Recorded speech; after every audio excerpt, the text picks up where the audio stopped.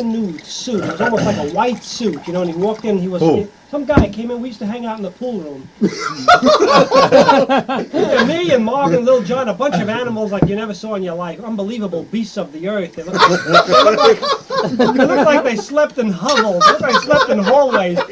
There was one guy there, his name was Rat Eyes. Kind of characters. So, hey, Arnie! Wait, let me finish my story. Yeah, go ahead. So this guy comes in, and he's so self-conscious, he has a new suit, a white suit. And he walks in, he looks at everybody, nobody had to say a word, everybody knew what to do. They all got around him, everybody spit on his suit. Hey, you know, these guys were some crew, you know. They were fantastic. It's like the Dead End Kids in the movies. Wait. They make the Dead End Kids look like angels. We were in school, they used to worship Marvin like he was God, you know. I was the first guy. He was God. They used to do 3 sets of everything. Nobody did more than 3 sets because God said no more than 3 sets. That was Marvin. Marvin said you don't need more than 3 sets of tear down. More than 3 sets of tear down. When I came to the gym, I was like insane to build an arm. I was so damn skinny. So I started doing set after set, you know. So I started growing fast. So then Marvin gave the word. Everybody was looking, figured I was a little off for doing more than 3 sets because God said 3 sets. So when I started growing, God all of a sudden said, "That's the key, more sets." So they all started doing like that. So Marvin went from 3 sets of tricep curls to 40 sets. You know. So this was the funny thing, though. But Angelo Caminetti worked out, did 80 sets of everything, got nothing. Angelo Caminetti used to do prone presses. I used to watch him. He used to go like this. In other words, I looked at his arm. The arms never moved. The chest used to come up to the waist. Got absolutely nothing. Never got a muscle. He never worked built out for 25 years. He had 0. If training was a body, he would be the greatest bodybuilder ever breathed. He trained from Angelo Caminetti. He never built nothing. Fantastic. He was doing it all wrong. He trained from sun up to sundown. You know what they once did? His body looked like that wall panel. Smooth. Nothing. Completely like a ball of fat. One day he was doing prones. They handed him a very heavy weight. And holding it up there, well, you know, we didn't have racks to put it on. He had to wait till someone took it. So he did the weight. He did a couple of reps. Then he put it down. He said, "Take it." Instead of taking it, they all started peeing on him.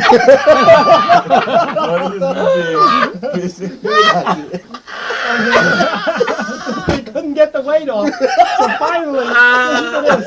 finally, when they took the weight away from him, he looked up and he said, "Okay," he says, "but I just want you to know you didn't do anything to me." He says, "These are Marvin's trunks I'm wearing." You know, Marvin had such a feeling of superiority. You know, I was so anxious to build a body. I was like in my own world because I was growing, you know. So one day, when Marvin decides to bench press, they all run around and pay homage. So Marvin I think he bench pressed 300, which was nothing now, but then it was fantastic. Nobody was doing it. Yeah, but he was only 16 years old. Yeah, but he was more than 16. No, he bench pressed 300. Come on. He pressed over 200 standing when he was 16. He pressed over, I'll bet you any amount of money. No, because he pressed over 200 when he was 16. All right, forget about what it was. Anyhow, so I wasn't over there watching him. I was training, you know. So Marvin came over. He was annoyed because, you know, he wants everybody to, gee whiz, he's bench pressing and other people are training. Everybody's supposed to stop with Marvin during the record, you know. That's how conceited he was. So he came over to Leroy, I bench press 3. He said, bench press 3? Oh, I forgot what it was. I said, what do you want me to do? You know. He said, well, aren't you, don't you admire me? Well, I said, no, go tell an old lady downstairs. She went back. She called the cops. He went furious. You miserable bastard! It drove him mad. I thought he was going to start pounding me, you know. He went crazy. Because these guys, Artie used to antagonize him too, Artie. I don't know. I used to love to antagonize him. I knew he got irritated very easily. I don't know what Artie's bag was with Marvin, but you and him used to get some furious arguments. I used to get him real mad at me. You know what really broke him though? When the AAU called him a professional. Yeah. It broke him, you know? That made him, it really... Yeah, it really broke him. I don't think he ever was the same. What was his problem, Artie? Well, he had lots of problems. But I mean, he got a lot of hang-ups, a lot of psychological hang-ups. Is it illusions of grandeur? What was it? No, every bodybuilder has certain feelings of inadequacy. He had feelings of inadequacy. But Artie, one of his big ones was that he never really had a girl, you know. One time he told me he sat in the... He's too crude! No, he wasn't. He was too eager. He wasn't crude, he was a gentleman with women, always. But he was so eager, he'd look at a girl, you know, I mean, you talk to a girl, you talk nice, he'd look at her and he'd go, he couldn't help it, he's like a beast. He wanted it so bad, he could taste it. He'd look at her and he'd go, you know what I mean? Imagine you go to a girl, you introduce him to a girl, you say, how do you do, Mom? He goes, Well, what is that but crude? He said that isn't crude. What no, is but he it? couldn't help it. One time he told me, he sat next to this girl in the theater. He says, oh, she was so beautiful. He says, and I inched closer to her. He says, and I put my arm up around her, I put it on her shoulder. He says, and she didn't say anything. He says, I was afraid to go any further because she'd tell me to take it away. So I was afraid to take it away because she'd tell me I couldn't put it back. He says, he walked out of the theater like this, he had a cramp. Well, you know, Artie, you want to... But do you remember this? Remember a guy up at the gym I named Tim McCoy? Yeah! Remember Tim McCoy? Tim McCoy was the lookout. Listen to this. I believe Tim. There was we had the gym on the top floor. There was a crack in the wall there, a crack in the door. We used to look next door. There was a woman next door there, a beautiful woman. She was about 35, which was old to us then. Mature woman, you know, she'd come home every night and get undressed in front of the window. Because the window faced a blank wall, there was no one to see her. She left the shades up, just put the light on, got completely undressed. Then wash herself and stuff in a pan she had there. So you can imagine the guys, you know, we were 16, 17 years old, it was fantastic. So we were all working out. We were working out, we didn't have workout trunks, we worked out in our long underwear. You know, long white underwear. We're working out like mad, bombing it in the winter, and there's so much heat coming out of the room there. The windows are all steamed up and everything. And all of a sudden, Tim McCoy is looking out at the peephole. He says, "Here she comes!" So you hear clunk, clunk, clunk, clunk, all the weights dropping. Everybody dashes up on the roof, and it's snowing out. We're all there with in our underwear. We run up to the wall, the first wave, the first 10 guys, and I'm among them, of course. The next 10 wave jumps on our back, and the third 10 up on top. There's like 60 guys up on the roof watching now. And Marvin, he goes, "What are you doing, you bastard?" He wouldn't drop it until he had to finish his set first.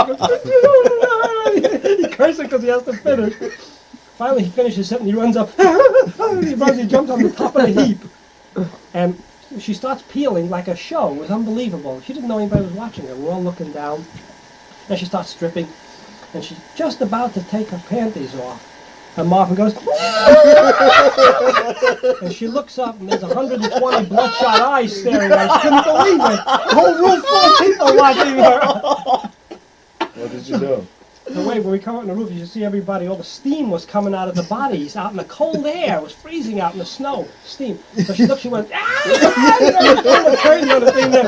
we were so mad at Marvin. And we all turned on him, 60 guys turned and wanted to kill him. And we all started walking toward him, and he goes, and he started throwing us over a big fight on the roof in the snow. And 60 guys couldn't get him. You couldn't get near him. He was like Marvin, you know that when so Marvin went in the strong. army, all of us attacked him at once, just push us all aside. you know, Marvin supposed to knocked out the heavyweight champ of the regiment in the army. You remember? Did you hear about that? No. Because they used to put Oh yeah, well, I'll tell the story. I was right there, I know. Soap dish When and Marvin everything. came to the army, know. let me tell the story because I know. When he came to the army and they saw his muscles, they never saw anything like that before. But believe me, Marvin, he looked something like Franco. He was a little slightly larger, but that's the kind of muscles he generally had, like Franco. Huge, just, definition. Thick, he was Thick thick, and strong looking. So in order, for these guys, they saw him, buzzy, they decided to get him. So he'd wake up in the morning, you have to run out of your barracks in the morning. They'd find his boots full of melted ice cream. What could be worse than that, Put your foot into a boot full of melted ice cream, it's death. And then one day, the worst thing of all, he came to his bed, he was very tired at night, and he came in and he got into his bed and they put crap in his bed. Oh. Yeah. So he got so pissed, he turned to them, he says, "Okay, you guys, this is it." He says, "I'm going to kill all of you right now." He says, "One at a time or all at once, whatever you like." And he got so mad. All the guys, they got terrified. They all, imagine, 40 guys in the barracks, and they were terrified. They all ran in the corner, like they were terrified. He was by the door, so they couldn't get out. He took his bed. First, he took his bed. He put his foot in the bed and went, "Argh!" He bent the bed to pieces, a big steel bed. He took the thing to bed, and he threw it on the side, and he started walking toward him, the vein in his neck. He had a neck like this. And the guys, they were standing there like this, they were shaking. And he said, "You're the first one." He grabbed the first guy like he knew he was instigated. Grabbed him like this, and the guy fainted. The guy fainted in his arms. And the rest of the guys ran around him. They all got away. And they called the MPs, and they were coming up the stairs. And Marvin busted a wall down. And he jumped out of the second story into the snow. He was in his underwear. He was stark naked, wasn't he? No, he was in his underwear. But they said if he moved, shoot him. His boot. Didn't they say that? They said they were going to shoot him. They got dogs and guys with guns after him. And he ran into a church, into the chapel on the base. And he told the priest a story, but then he'd been running and he had a chance to calm down a little bit. And so after they heard the whole story, they realized that a guy with muscles like that, the guys were just going to, he's going to kid around with him too much until he has to destroy one of them. So they said it's better that he doesn't go be in the army, situation like that. Because he wanted to be in the army. Marvin wanted to go. He wanted to go. Idiot discharge. There's no such thing. It's a Section 8. No, he didn't get a Section 8. Section 8 means you're not right in the head. No, they didn't give him a Section 8. What did they give him? A They Section got a 10? perfect, they got a 100% honorable discharge. What'd you get? Section 8. We pulled a fox. We had a fox brigade in the gym, You know what that's One of called? us went to the army. You know what No, a fox why not? brigade is? Everybody they call Everybody it pulling put a fox. this? Psych out the psychiatrist. You know, you They're get the getting- psychiatrist, and he's supposed to find out whether you're insane enough to go in the army.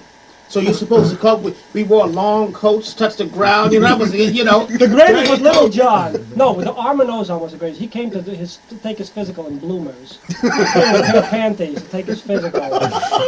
And he put mercurochrome stains on the bottom. They said, "What's that?" He says, "Well, he says sometimes they don't use Vaseline." Artie, you ought to cut it out. So Little John was the Artie best. always had a little Little something. John. They gave me heart pills to take, digitalis, speed up your heart, and I'm like a jackass, took the pills too soon. See, because when you take it, your heart speed up. So when they put the thing on your heart, they'll tell you to rest a while. They think you're nervous, then you take the other one. But I wanted to be sure that they worked. I took all of them at once. My heart, you could see it jumping like this. Doctor puts it. Jeez, I said, I'm out now. He said, sit down over there. And I sat down for about a half hour. He put it back. It was calm as hell. He said, okay, let's go. We got to the psychiatrist. Oh, that's when you play the game. You know what makes it so funny? These guys, they think they're so smart. I know. They don't know anything. They're sitting up there like this. Okay, next. And they're sitting like they they got you. And they don't know from nothing. I mean, because, who knows whether you're crazy? They figure one thing, but I hear they figure that if you're crazy enough to pull something like that, you're crazy. No, if you're crazy enough to pull something like that, they don't even want you. That's right. Little John was fabulous. I gotta tell you what Little John prepared so good, prepared better than anyone I know. Little John didn't take a bath. When he went to the bathroom, didn't wipe himself for a month. Oh, It's God. unbelievable. Artie always overdoing. I'm telling you, he rolled on the roof. I swear. He rolled on the roof. Artie, on top of the roof. They don't come lower He than was you. so dirty. He was so filthy. He didn't shave. He didn't comb his hair. And he came in the middle of the winter, barefoot, with a big dirty overcoat, nothing underneath. They called him into the room for the physical. He walked in like this. The man was 17. He looked like he was 90. He walked in like this. They said, "Okay, take the coat." He took the coat off. He was naked under the coat. Whoever heard of that? He walked around. The guy says, "Bend over and spread your legs." Bend over, so your cage fell on the floor.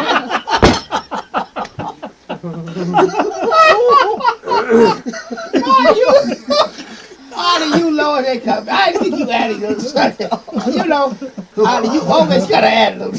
But I was the only one that went. You went, but you Did got Artie out get too. in? Yeah, he got out. They caught Artie with the They cap. would have got rid called of him. you if it They wasn't caught for him your what? accident. They caught him with the cap. They and caught him with got the rid cap of and him. threw him out. What is his name? That assignation with the cap. They threw him right out. The captain, But they promoted the captain. captain became colonel and Artie was thrown out. No, I got an honorable The discharge. captain said that he did that to trap Artie. No. But I got an honorable discharge. But you would have gone in too, dear, if it wasn't for the No, I accident. pulled the fox. I told No, you that but to make the you feel accident. good. No, but I pulled the fox. You said they had sent I you. foxed right out. When did you have your accident? And 50, when did I have? I didn't know you. No, 50. The minute the psychiatrist started talking to Leroy, he started crying.